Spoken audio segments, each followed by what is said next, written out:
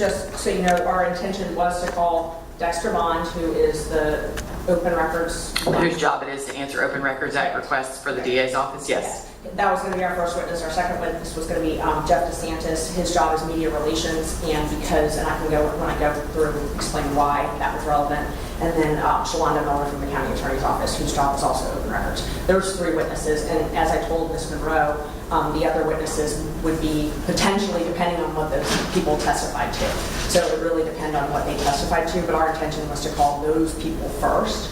And you know, we're ready to respond if you'd like us to respond to the states, not the states. Oh, I guess, so I'm going to call the DA the state, and then the district, then the county attorney the county. I guess that might be easier. Well, I think actually, because this is as good a time as any to remind us all that this is a civil case. Right. It is not a criminal case. And so I too have had to remind myself, but I think maybe to keep the record as clean as possible, the best way to do this is that Ms. Monroe and Mr. Bowman are defendants, possessive plural counsel, and that Ms. Allaby represents the non-party subpoenaed witnesses. Y'all are, of course, the plaintiffs, which makes it easy. Right. Okay. So let's go from there. So I'm ready to respond, and I think the non-party defendants, non-party witnesses in this case, their motions argue that the burden shifts to us, and so we're prepared to proceed with those first. Okay. Any other preliminary thing or matter y'all want to address, Ms. Allaby or Ms. Monroe, on behalf of the defendants and the witnesses? Nothing additional. Nothing. Okay. Okay, so go ahead, Ms. Thank you. Mitchell. Thank you, Jeff.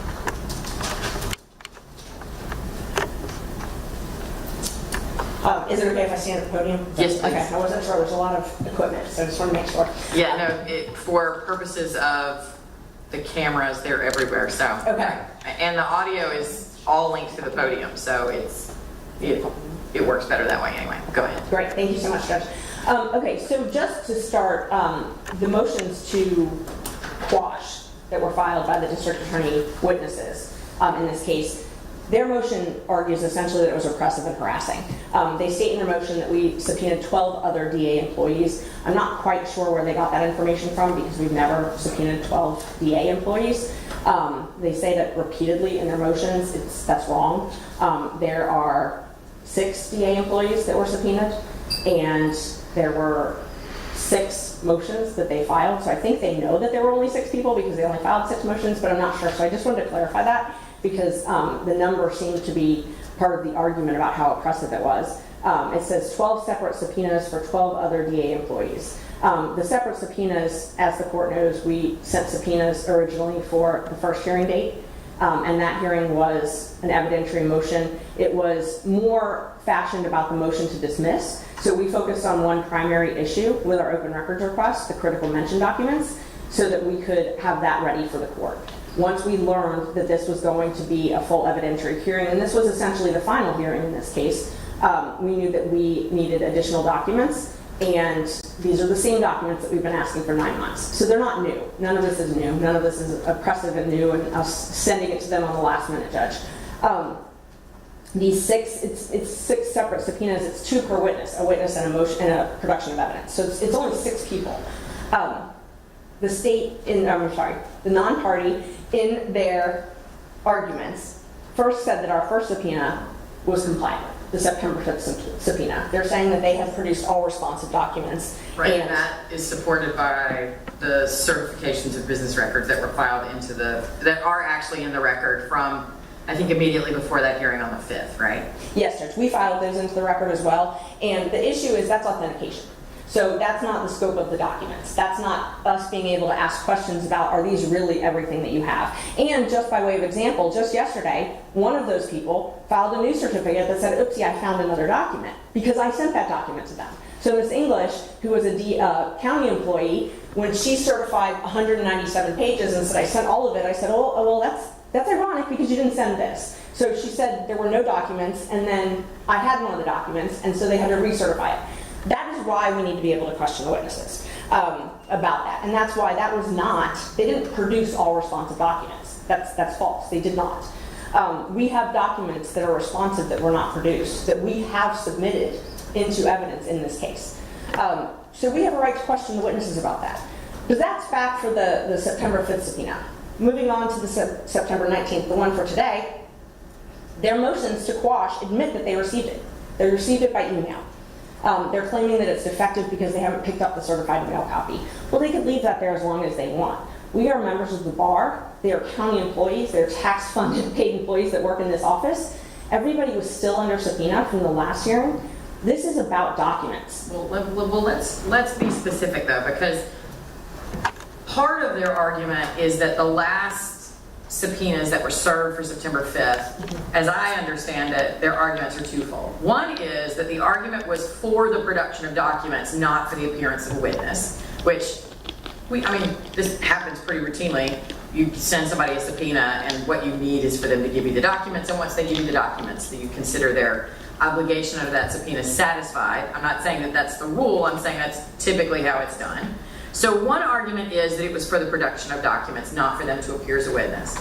And number two is, to the extent that it was for the production of documents, which you've already addressed, they complied by saying either here are the documents I have, or I don't have any documents.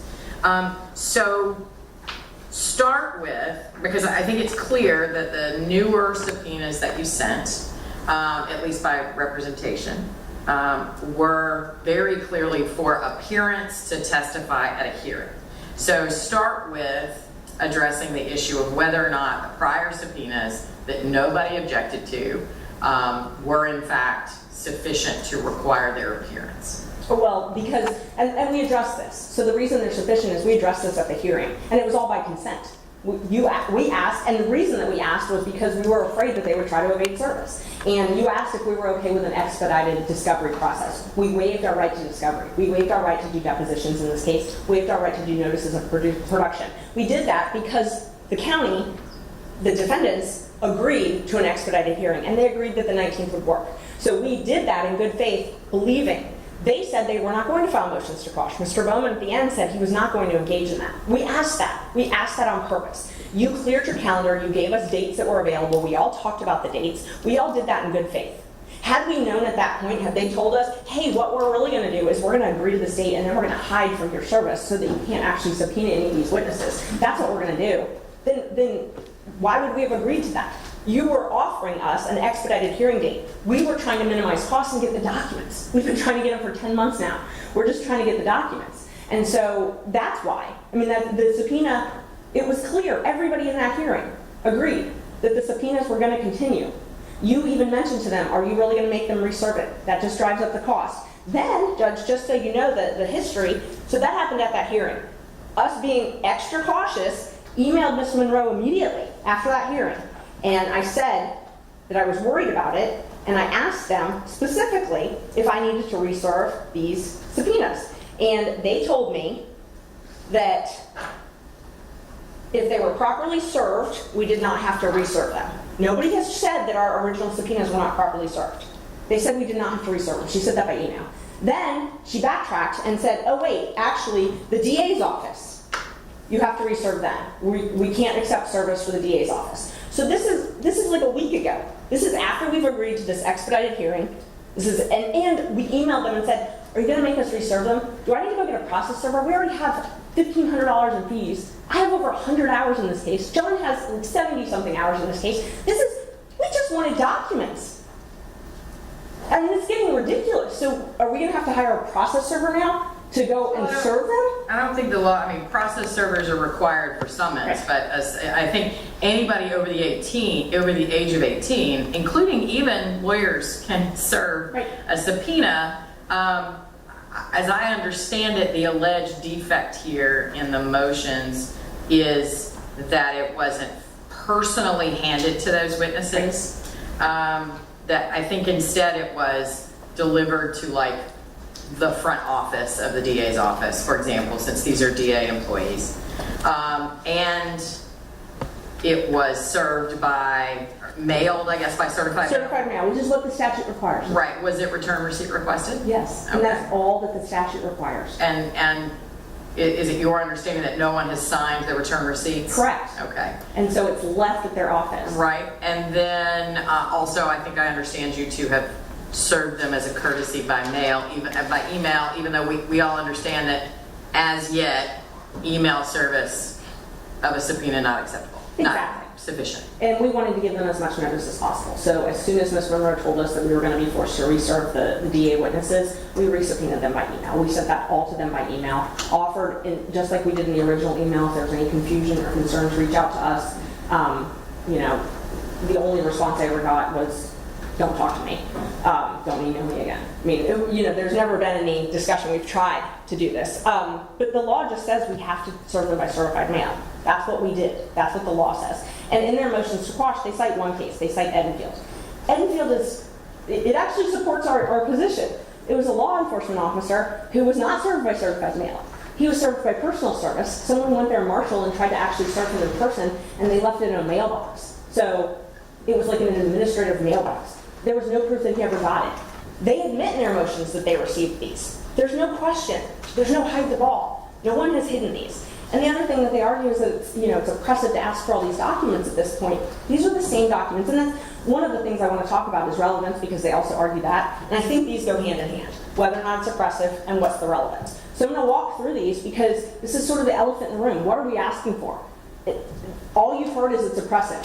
Why is it relevant? Why are these witnesses relevant? I'm going to tell you why they're relevant. I'm going to walk through all of that, why they're relevant.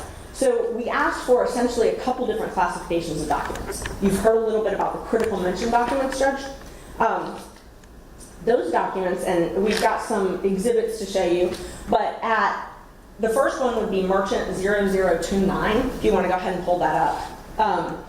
On January 18th, Shalonda Miller was the county attorney, and we filed all these. So when I refer to the merchant number, that's a Bates stamp number that we submitted, and so we'll be pulling those up. And I asked the county, and they said they would agree to all of these documents being admitted because they're all documents we received from the county. So, unless there's any objection to them, I'm planning on referring to these documents. Ms. Monroe? As I stated